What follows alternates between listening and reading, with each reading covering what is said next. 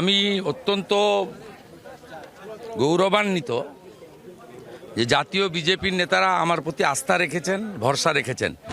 ভবানীপুরে গুরুদ্বারাতে প্রার্থনা করেন শুভেন্দু অধিকারী, আর এরপর লক্ষ্মীনারায়ণ মন্দিরে যাওয়ার কথা তার। আর তারপর ভবানীপুরে রোড শো করে মনোনয়ন পেশ, যেখানে উপস্থিত থাকবেন অমিত শাহ। সরাসরি কথা বলবো, রয়েছেন অয়ন ঘোষাল প্রতিনিধি। অয়ন, লক্ষ্মীনারায়ণ মন্দিরে পৌঁছতে আর কত সময় লাগবে?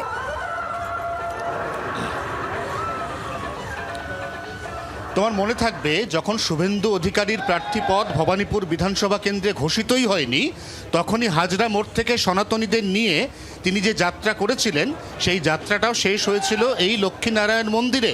শুভেন্দু অধিকারী ব্যক্তিগতভাবে মনে করেন লক্ষ্মীনারায়ণ মন্দিরে যিনি ঈশ্বর, তার আশীর্বাদ, সেখানেই তার জীবনে সাফল্য আসবে। আজ তার জীবনের একটা রেড লেটার ডে। আর তিনি ভবানীপুর বিধানসভা কেন্দ্রের বিজেপি প্রার্থী হিসেবে আর কিছুক্ষণের মধ্যে আলিপুর সার্ভে বিল্ডিংয়ে মনোনয়ন পেশ করতে চলেছেন। আমরা এই মুহূর্তে দেখতেও পাচ্ছি শুভেন্দুদা কি চাইলেন মায়ের কাছে। ভারত সুরক্ষিত হোক, পশ্চিমবঙ্গ বাঁচুক, সনাতনীদের উপর অত্যাচার বন্ধ হোক, শিক্ষিত যুবক যুবতী চাকরি পাক, সবাই ভালো থাকুক, মেয়েরা, বোনেরা, কন্যারা সুরক্ষিত থাকুক। আজকে আপনার জীবনে একটা রেড লেটার ডে। আজকে অমিত শাহ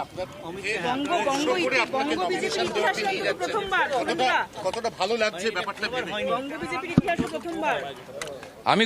আমি অত্যন্ত গৌরবান্বিত যে জাতীয় বিজেপির নেতারা আমার প্রতি আস্থা রেখেছেন, ভরসা রেখেছেন। এর মর্যাদা দেওয়ার আমি চেষ্টা করব।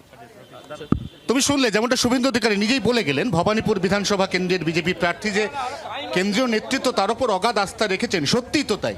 আমি আবারও বলছি, এই রাজ্যে 294টি বিধানসভা আসনের মধ্যে একমাত্র শুভেন্দু অধিকারী হচ্ছেন সেই প্রার্থী যার মনোনয়নের দিন দিল্লি থেকে উড়ে এসছেন অমিত শাহ, এবং তার সঙ্গে রোড শো করে তিনি এই মনোনয়ন পর্বে সামিল হচ্ছেন। নিঃসন্দেহে শুভেন্দু অধিকারী এখান থেকে বেরোচ্ছেন, আমরা দেখতেও পাচ্ছি সেই ছবি।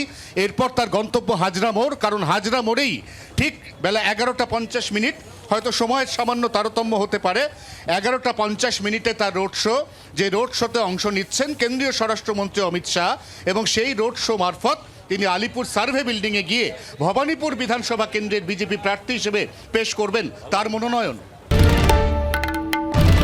বাংলার আওয়াজ, বাঙালির আবেগ, জি 24 ঘন্টা।